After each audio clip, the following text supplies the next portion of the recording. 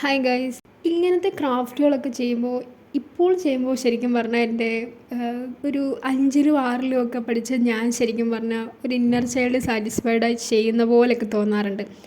കാരണം എന്താണെന്നറിയോ, ഞാൻ 5ലും 6ലും 7ലും ഒക്കെ പഠിക്കുന്ന കാലഘട്ടത്തിൽ ഈ യൂട്യൂബോ ഇൻസ്റ്റഗ്രാമോ വാട്സപ്പോ അങ്ങനെയൊന്നുമില്ല. ഉണ്ട്, പക്ഷേ നമുക്ക് അവൈലബിൾ ആയിരുന്നില്ല. അച്ഛനും അമ്മയ്ക്കും ഒക്കെ സ്മാർട്ട് ഫോൺ ഉണ്ടെങ്കിലും നമ്മൾ നമ്മൾ ചോദിക്കാറുമില്ല. അവർ വേണമെന്നൊട്ട് ചോദിച്ച് ഇങ്ങോട്ട് തരാറുമില്ല. കാരണം അതിൻ്റെ ആവശ്യമില്ലായിരുന്നു.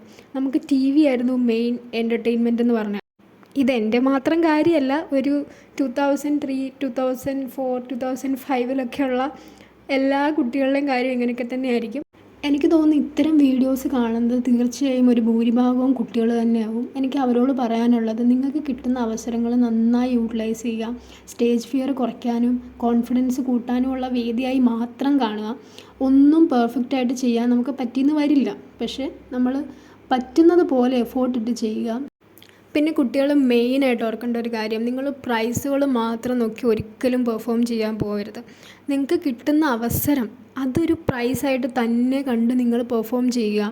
നിങ്ങൾക്ക് ചെയ്യാൻ പറ്റുന്ന എല്ലാ കാര്യങ്ങളും നിങ്ങൾ പൂർണ്ണമായിട്ടുള്ള എഫോർട്ടും ഹാർഡ് വർക്കും ഇട്ട് ചെയ്യുക. അതാണ് നമുക്ക് കിട്ടുന്ന ആ അവസരങ്ങളാണ് നമ്മുടെ സമ്മാനങ്ങളെന്ന് മാത്രം ചിന്തിക്കുക. ഇത് പറയാനുള്ള കാരണം എന്താണെന്നറിയോ, നമ്മളൊരു 20, 21 വയസ്സൊക്കെ ആയി കഴിയുമ്പോൾ ഒരു തിരിഞ്ഞു നോട്ടമുണ്ട് കുട്ടിക്കാലങ്ങളിലോട്ട്. നമ്മൾ അന്ന് എന്ത് ചെയ്തു, ഇന്ന് എന്ത് ചെയ്യുന്നു, അങ്ങനെയൊക്കെ. അപ്പം നമുക്ക് റിഗ്രറ്റ് തോന്നരുത്.